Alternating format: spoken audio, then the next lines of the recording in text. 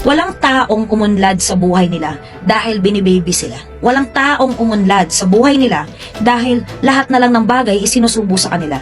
O bakit may na-expect yan sa mga empleyado mo o sa mga taong nasa baba mo? Magpakatotoo ka. Kung gusto mo talaga silang tulungan, totoong tulungan mo sila. Kasi kung nagiging mabait ka sa kanila sa totoo lang, para sa'yo lang yan eh. Para magmukha kang mabait, para magmukhang maganda at mabango yung pangalan mo sa kanila.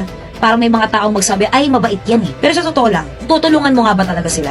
O pinapaganda mo lang yung pangalan mo? Kung gusto mo talagang maging epektibong leader, magpakatotoo ka. Sabihin mong nagkakamali sila. Sabihin mong hindi na sila nakakatulong sa mga actions nila. Sabihin mo yung totoo sa kanila. Because when you are honest, you're actually creating a change. But if you're just trying to be nice, mag-charity ka na lang. Baka yun na nababagay sa'yo. Pero kung gusto mo talaga maging leader, at maging effective na leader, tulungan mo silang magbago. Maging totoo ka sa mga opinion mo para yun yung mabago nila. Ma-hone nila yung possibilities na baka yun talaga yung para sa kanila. Kasi isipin mo ang pangit na ng performance, bebebihin mo pa. Paano ka ba talaga naging epektibong leader sa paraan na yun? Hindi ka effective na leader kapag lahat ng mga tao sa paligid mo gusto ka. Because, sabi nga sa akin ng papa ko, kapag ang dagat ay walang alon, yun ang dagat na may problema.